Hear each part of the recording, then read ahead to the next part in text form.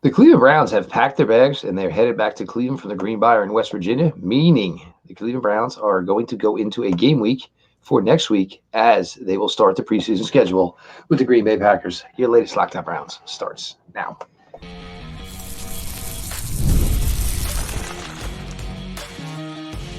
You are Locked On Browns, your daily Cleveland Browns podcast.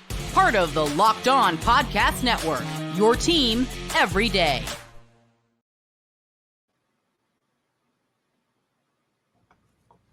Welcome back, my friends, to the show that never ends, your daily delivery of all things Dog Pound, LGB, and ELOB, the Locked On Browns podcast, brought to the Locked On Podcast Network, your team every day. Your host, Jeff Lloyd. I appreciate everybody who makes Locked On Browns their first listen every single day. Don't miss any of the action. Become an everyday or subscribe to the Locked On Browns YouTube channel. The show is always available, always free, wherever you get your podcast. Today's episode is brought to you by FanDuel. Make every moment more as playoffs wind down. The sports stop sporting like you want them to, but this summer FanDuel is hooking up all customers with a boost or bonus daily. That's right. There's something for everyone every day, all summer long. Visit FanDuel.com to get started. We are joined by the OBR's Pete Smith. Browns have finished their time down at the Greenbrier. Practice will begin at the buildings in Berea on Sunday. Browns will be kicking off a little more than just 1 week from now. Green Bay Packers. Pete, but you're into it to this point, and obviously the most focal point, the talking point of the Cleveland Browns and what people feel could be their success for this season, certainly again comes down to Deshaun Watson, the quarterback. 6 games in certainly 2022, 6 games in 2023, varying opinions on, what people feel about Deshaun Watson, 8-4 record. Certainly, I think in last season were more positives, certainly the negatives, and, didn't get to basically see the rest of the movie unfold. But I mean, from what I've seen and to this point, I think the passing game has probably been a little bit more successful than I probably anticipated this early going against a defense of this caliber. Well, I mean, I think it's a testament to the weapons they have, and that's before Jerry Jeudy's hit the field. But, Amari Cooper's really good. David Njoku seems to have taken the momentum he had last year and seems to be capitalizing early. And look, there are not a whole lot of defenses that have a guy for that. So that's certainly a big deal. Elijah Moore, it felt like the Browns started to figure out how to use him towards the end of last year. More effectively. Now, unfortunately, he left today's practice to be checked out for concussion. I don't know if we ever got an answer on that.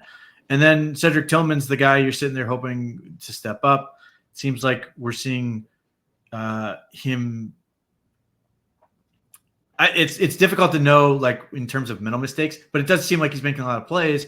And the Browns just have a lot of young guys to throw in there and see if it works. But, like, obviously, so much about this is about Deshaun Watson, about him finding his comfort.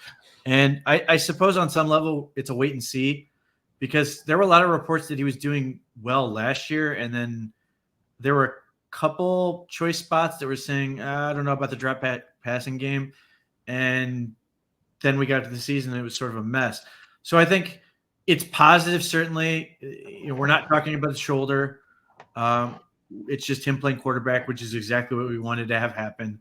And then it's, consistency and hopefully feeling confident going into hopefully no preseason games before the regular season. And then he comes out firing against the Cowboys.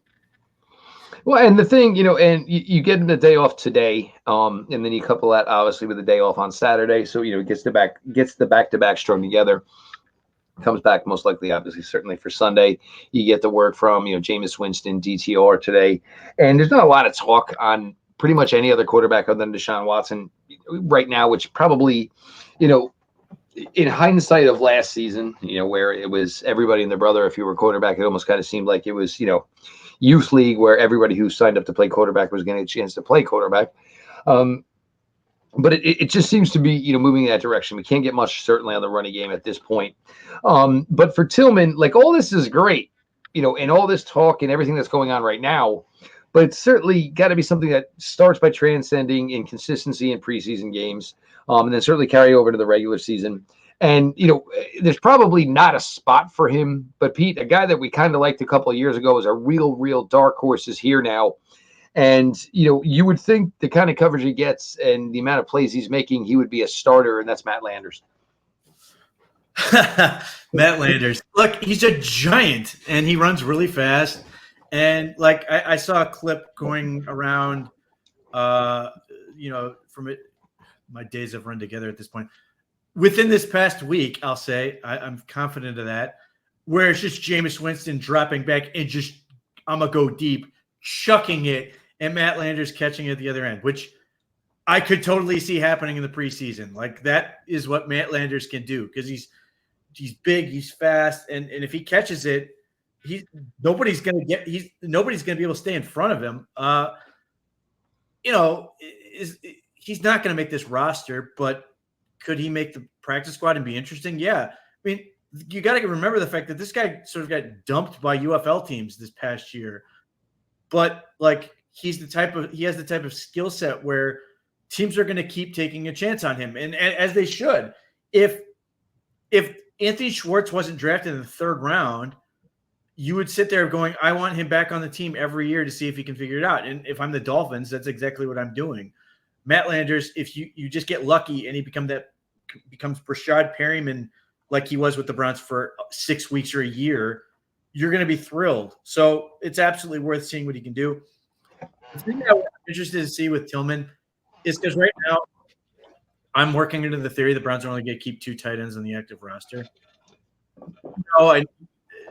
That's just that Cedric Tillman's going to put his hand in the dirt or anything like that. But I am curious if he's going to be sort of a flexed Y type scenario where he's just sort of a tight end in like route combos and certain things that sort of make sense, because he's a big body, big strong kid, and just his play strength forces defenders to start playing like a tight end. I'm curious to see if the Browns want to mess around with that along with Njoku and say, how are you going to defend these 2 guys with Amari Cooper still out there, with Jerry Jeudy or Elijah Moore or something like that? Because they've done a bunch of stuff with like condensed formations where they use Cedric Tillman and David Bell to like do things like pass block. I'm curious if there's any inkling for them to also use them as sort of a receiving threat that, one, would give Cedric Tillman a massive advantage because he's so much faster and he's explosive off the ball, but just find ways to create problems that sort of mask the fact that they may not have another true tight end threat. And he's just probably going to end up being better than, say, Jordan Akins or my guy Trayton Welch. I just don't think the Browns are going to feel the need to keep. I think they're going to basically release him and basically say, if he gets scooped up, we'll get somebody else. But they hope he can get to the practice squad. It's and maybe this is something that, and everybody, you're Locked On Browns every day, or you guys know it's been something I clamor about for months, but it just doesn't seem that they view it as a need. Who knows? That can completely change once cut down happens, and certainly can happen if the right name became available. All things to monitor. We're going to continue on here. Your latest Locked On Browns. Everybody, appreciate you for sticking around.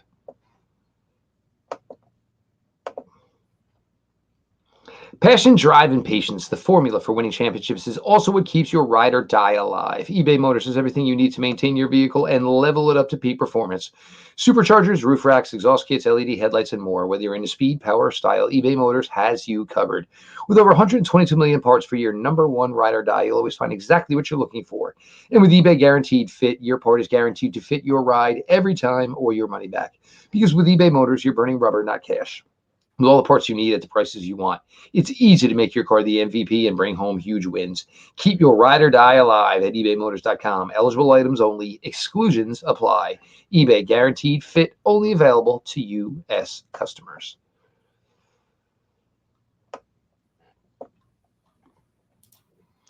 Your latest Locked On Browns continues. Your host, Jeff Lloyd. Appreciate everybody who makes Locked On Browns their first listen every single day. The everyday crowd. If you are not part of it now, make sure you join. Subscribe to Locked On Browns YouTube channel. The show is always available. It is always free wherever you get your podcast. We are with the OBR's Pete Smith, talking training camp to this point. The Browns have packed the bags, loaded the buses, headed out of the Greenbrier in West Virginia, back home to Berea. Practices will resume on Sunday. Talked a little bit about the passing game. Pete, one of the more interesting training camp battles that you and I have talked about, and it's certainly out there, is all of a sudden now this relatively deep defensive tackle room. And there's going to be a true chance for this battle to unfold because, Shelby Harris, it's been 3 straight practices. He's been out. Dalvin Tomlinson, the hopes are he'll be ready to go for the opener, and we'll know more about Dalvin as the weeks go on. But it's going to give this opportunity here. It's not a question for Mike Hall. The question is how much piece of the pie can Mike Hall jump into?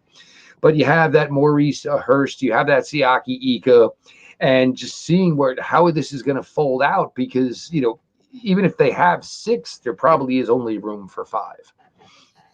Well, I mean, with the injury to Dalvin Tomlinson, it's all about getting a ton of reps for Siani Ika and Juwon Briggs to see if one of those two can hold down the spot.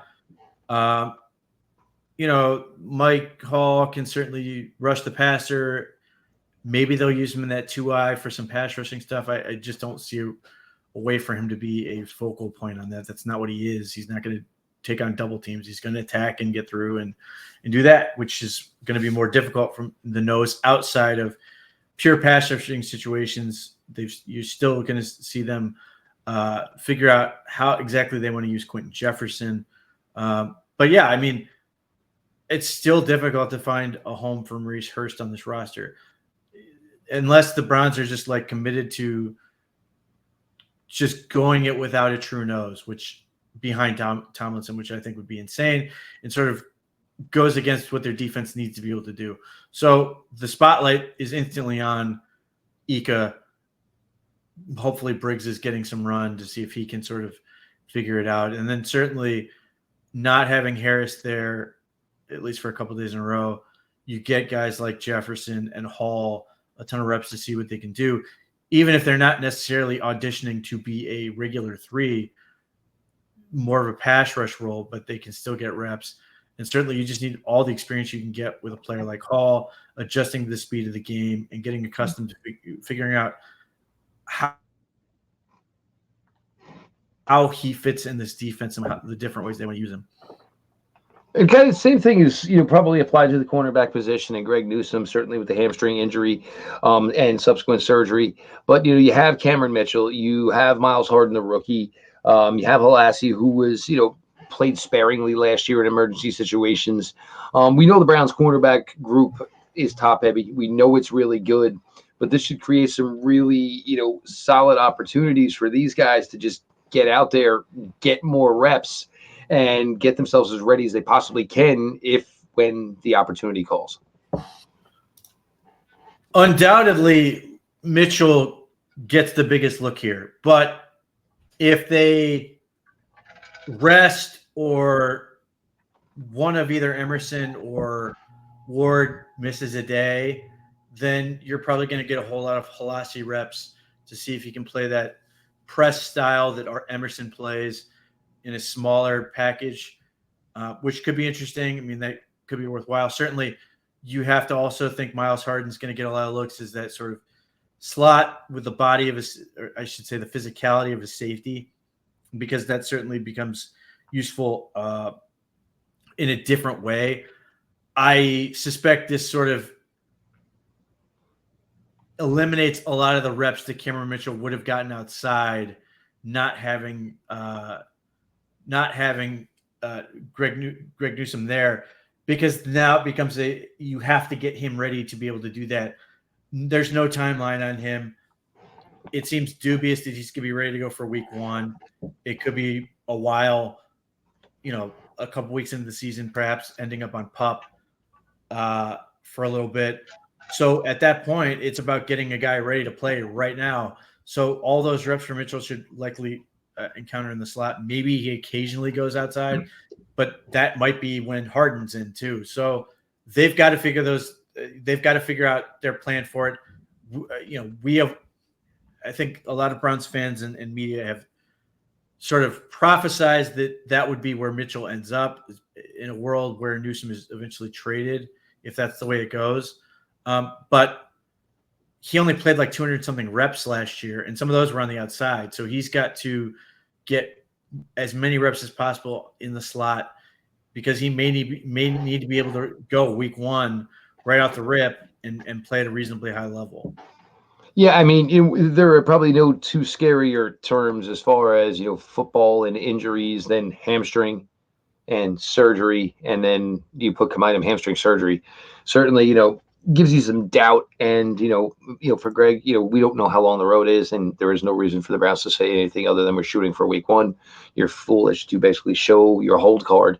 We all understand the game. We all understand how it goes. So who knows? I mean, but hamstring surgery to me doesn't seem like something that, when it's announced, you're expecting to see the guy within 5 to 6 weeks. Certainly could be a little bit longer than that. The linebacker battle. Look, we know who the top 2 linebackers for this team are going to be, and they are going to be a very, very good twosome. But then you get to Fields. Who knows if he makes it back to the practice field on Sunday? Your boy Charlie Thomas, unfortunately, waived injured. Devin Bush still here. Certainly the rookie Bookie Watson. Certainly Mahmoud Diabate, who showed very well in special teams last year.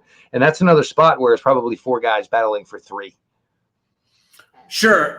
The field situation completely up in the air. I don't know what the status is with him as far as all we've gotten is he's in a walking. The boot was already off. So the boot was already off today. He didn't practice, but if the boot was already off, maybe it's trending in the right direction. Because based on what Jason Tarver has said, it sounds like he really likes where Fields is at in terms of being that next guy up. But, we need to see Devin Bush do something. Prove that he's viable. I don't know what or if anything he could have done to sort of help the viability of his knee that might improve his situation, because basically he's a guy who has to run in straight lines because he can't really cut. But yeah, Diabate, second year in the system, he knows what they want in special teams. Can he start to grow into a larger role on the field? That's a big question to answer. And then Bookie Watson seemingly has a spot. It's just a question of can he own it? They need him to be able to be that Sam. He's got the size for it. He's got the length for it. For teams that the Browns are going to face, like the Steelers, like the Ravens, who want to pound the ball, they need him to prove that he's able to hold up there. Because if that is the job he was selected to do. They don't have another guy that really sort of stands out for there. Fields is probably the next guy up in that role, but I think the Browns are desperately hoping that Watson is able to step in right now and be able to do that job. It's the only way to explain that pick. It's certainly interesting, and it'll battle. It's going to come down certainly to what we see here, over the next 3 weeks here, and look, and you hope it comes down to play and solving it on the field, improving it on the field, and not injuries tipping the hand and forcing a roster decision one way or the other. We're going to get some final thoughts here, and we had some preseason football game last night. So, and granted, it was only about 2.5 quarters, but we got to see the new kickoff rule in action. We get some thoughts from Pete on that. Latest Locked On Browns continues.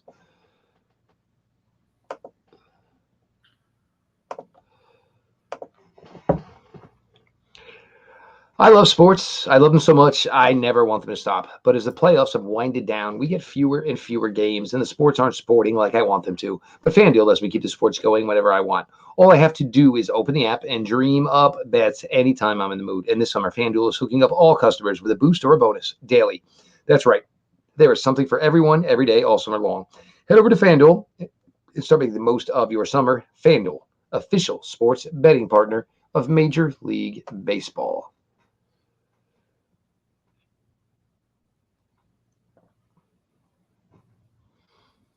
Closing out your latest Locked On Browns, your host, Jeff Lloyd, the OBR's Pete Smith in for the ride. Pete, we got some live football last night, and honestly, if you need a tight end, the Bears had 3 tight ends. One of those guys ain't going to make that team, so maybe something to watch there. But, Pete, the new kickoff rule, it does seem just a little bit odd in its surface just to see it unfold.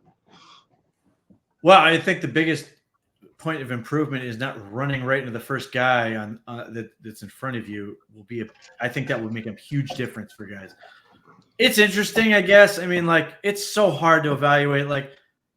It was weird that they kept trying to sell it when you knew that, maybe somebody's going to break something, but realistically, nobody's going to show what they really want to do on this thing.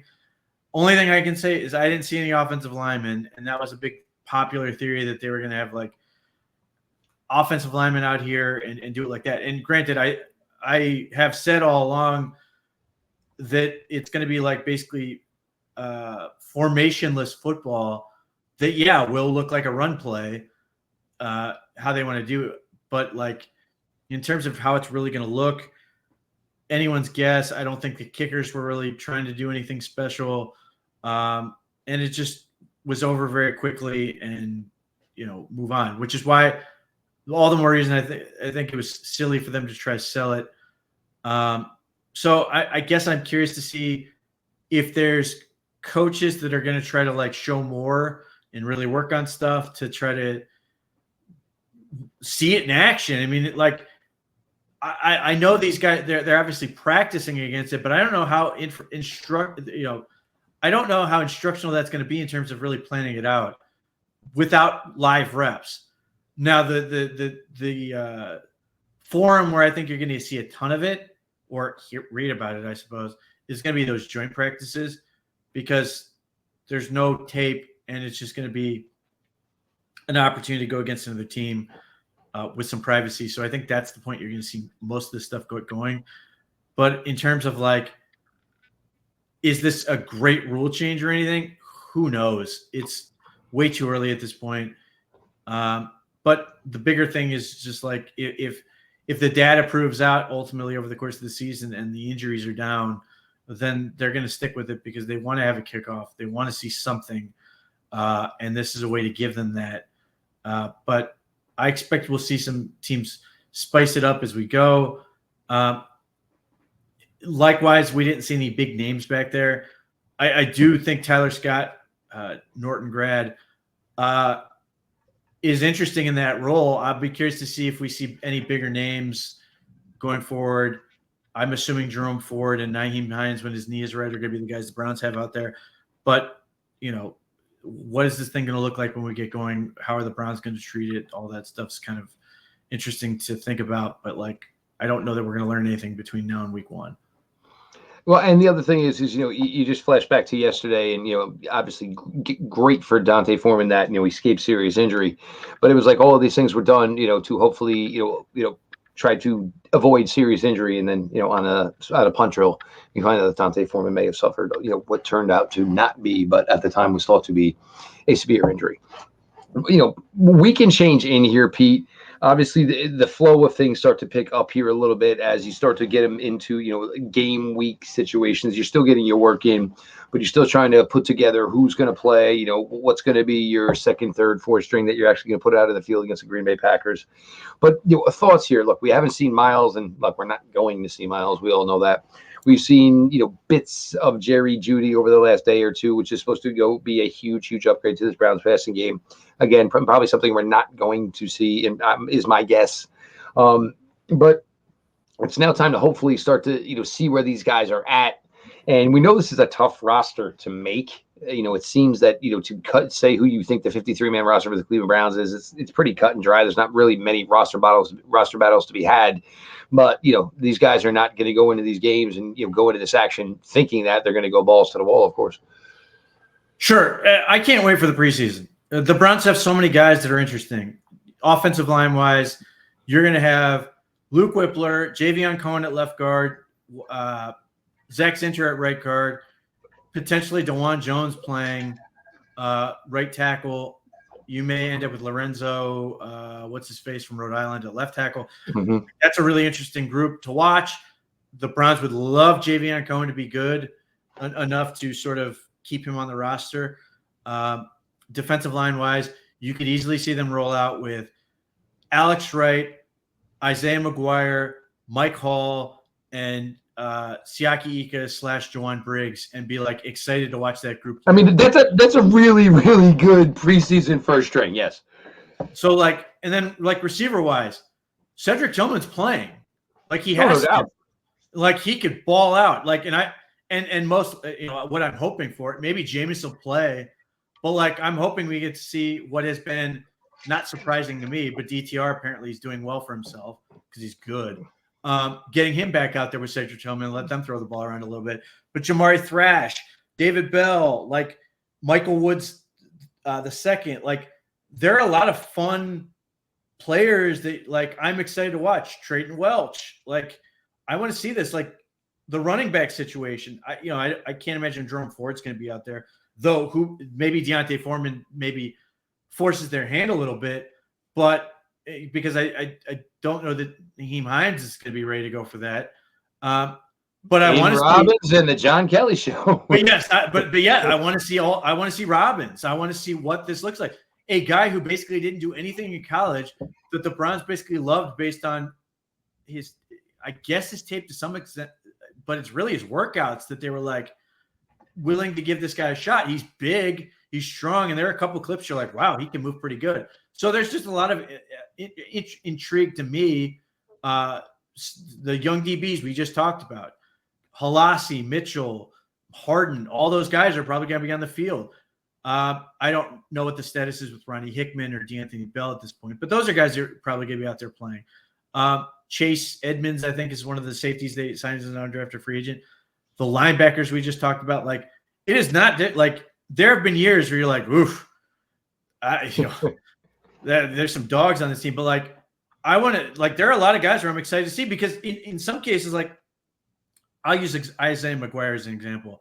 Isaiah McGuire could be a whole lot better than he was last year and still struggle to find the field because he's the fifth end potentially on a team full of really good defensive ends. And it may be a situation where you're like, well, I'll see you next season, Isaiah. And he may crush preseason. Like, it wouldn't shock me if Isaiah McGuire goes out and has a couple sacks over the course of the preseason, or some of these other guys do, and then they just disappear for a while because the Browns have enough guys, hopefully still with injuries and stuff. But like, there's a lot of guys who you're sitting there, you can get excited about, in a way that's going to be perhaps more grounded than sort of the Austin Watkins hype. Guys that are going to be here, where you're sitting there going, okay, like, these are guys I want to be really excited about. And, well, yeah, if you want to go fire up FanDuel, the Browns should probably be pretty successful, is my guess. They're going to have guys playing, and guys who are not going to make this roster who are really, really, really solid players. So it wouldn't surprise me if the Browns show well. Certainly doesn't mean a hell of beans, obviously, but they should show well in the preseason. The OBR is cranking, content coming at a fast and furious pace. Certainly Pete Smith a part of that. Make sure you check everything out from the OBR. Make sure you're following @_Pete Smith _ I'm your host, Jeff Lloyd. I appreciate you all who make Locked On Browns your first listen every single day. The everyday crowd is a bunch of filthy animals, but they are my filthy animals. Join the filthy animals. Subscribe to the Locked On Browns YouTube channel. The show is always available. It is always free wherever you get your podcasts. This has been your daily delivery of all things Dog Pound. LGB, not ELOB. Let's go Browns.